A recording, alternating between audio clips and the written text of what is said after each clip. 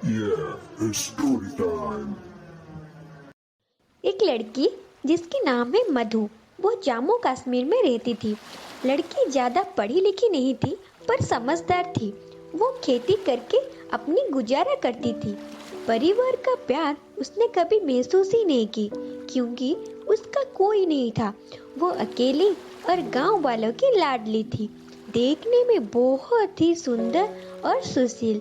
उनके गांव में प्रतिवर्ष एक पर्व पालन किया जाता है जिसमें उस राज्य के राजा आकर गांव वालों में से किसी एक की जमीन में बीज बोते हैं और उसके बाद से वो जमीन राजा के हो जाते हैं और जिसकी वह जमीन होती है उसे और कहीं पे उसके कहने पर जमीन दे दी जाती है। उस साल राजा ने मधु के खेती में बीज बोने की निर्णय लिया। उस पर्व में बाहर के राज्य से कई लोग वो पर्व देखने भी आते हैं। साथ ही साथ मगध राज्य के राजकुमार अरुण भी वहाँ थे और सब कुछ बड़े आनंद के साथ देख रहे थे।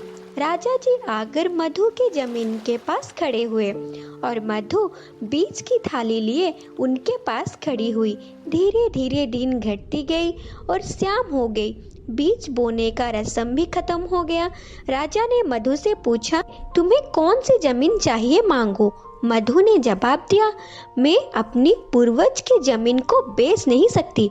आप चाहते हैं तो मुझसे ये जमीन वैसे ही ले लीजिए, पर मैं इसकी सौदा नहीं कर सकती। मुझे इसके बदले कुछ नहीं चाहिए। इसी बीच राजकुमार अरुण को मधु से प्यार हो जाता है।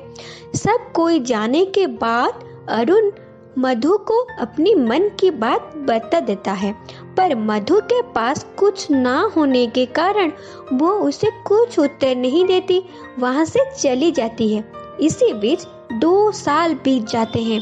जमीन के नाम पर मधु के पास एक कुटिया घर जो नदी के किनारे आम के पेड़ के पास है। बारिश का मौसम था।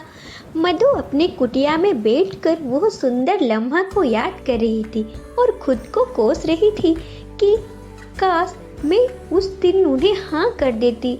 उनके लिए न जाने क्यों मेरे मन में भी प्यार उमड़ने लगा है।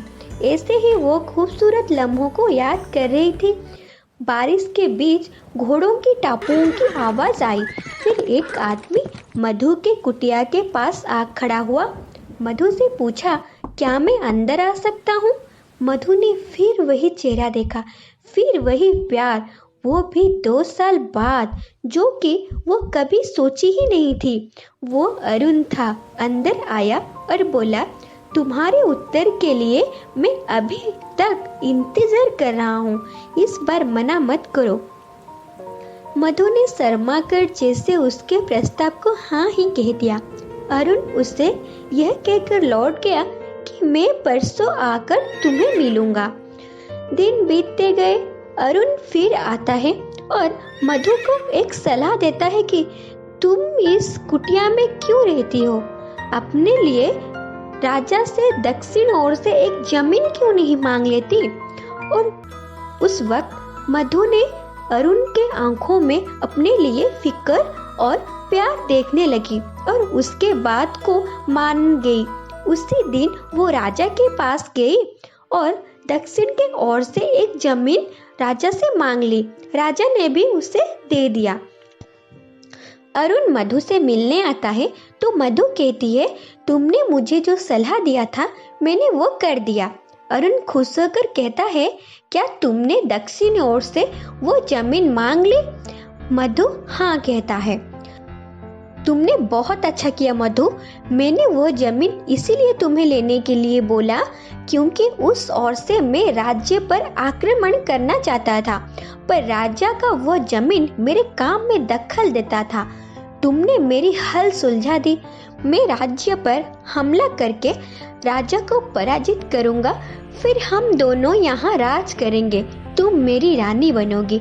यह सुनकर मधु चौंक जाती है और उसे बहुत बड़ा सदमा लगता है। वो सोचती है, मैं अपनी निजी प्यार के लिए अपने राज्य को तो धोखा नहीं दे सकती।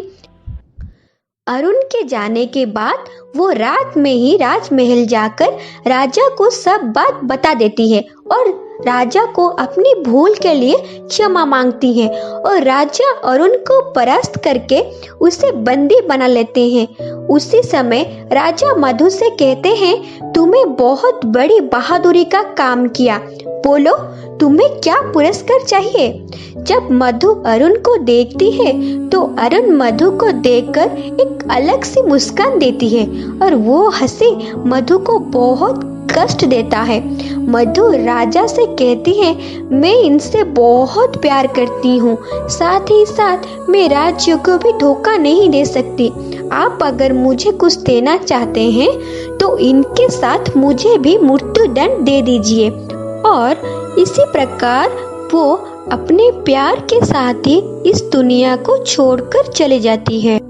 भले ही मधु और अरुण का प्यार सफल ना हो, पर मधु ने अपने निजी प्यार के लिए, अपनी खुदगर्जी के लिए अपने राज्य को धोखा नहीं दिया। उसने अपना प्यार और साथ ही साथ अपना देश के लिए जो प्यार है उसको भी उसने अच्छी तरह से निभाया और बहादुरी दिखाई।